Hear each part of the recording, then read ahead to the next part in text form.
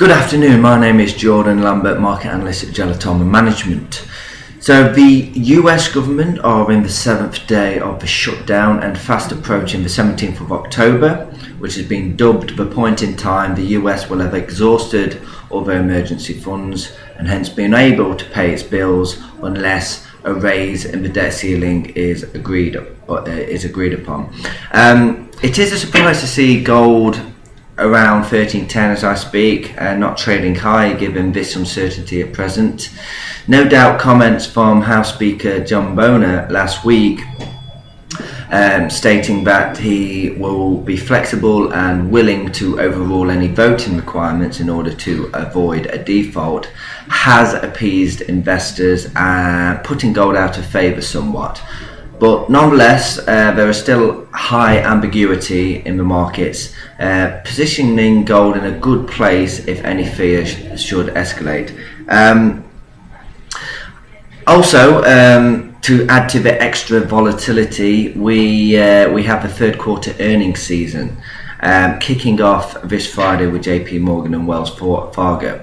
So we could see another volatile month and a very erratic price movement, so it could be interesting indeed. Right, let's just take a look at the 1 hour chart. I've pretty much got the same lines as I did in my analysis of the latter part of last week. So we can see that we had a bullish trend line, a short-term bullish trend line here. It broke and this yielded about $7 of profit. It broke around 13.15. You could have captured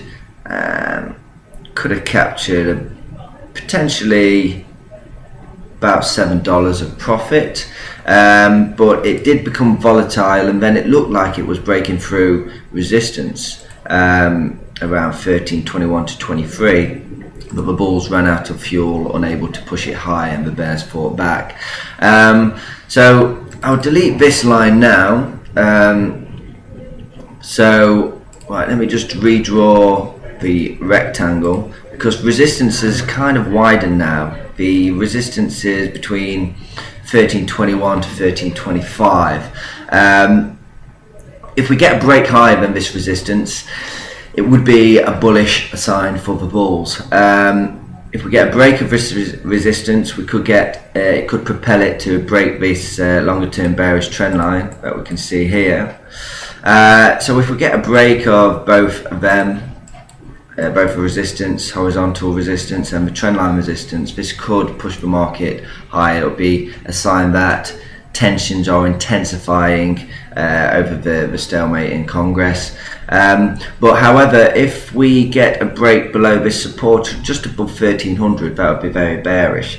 So in simplistic terms, a breakout of a range from 1300 to 1325 should dictate price movements in the medium term. Yeah, so resistance 1325 or 1320 to 1325 and support 1300 to 1305 are key levels and could predict where price is going to move to in the medium term. So that's pretty much the analysis. If we can get a breakout of this range, that will be we should see some price movements and some trends emerge. Thank you very much for listening to me, and I'll speak to you again tomorrow.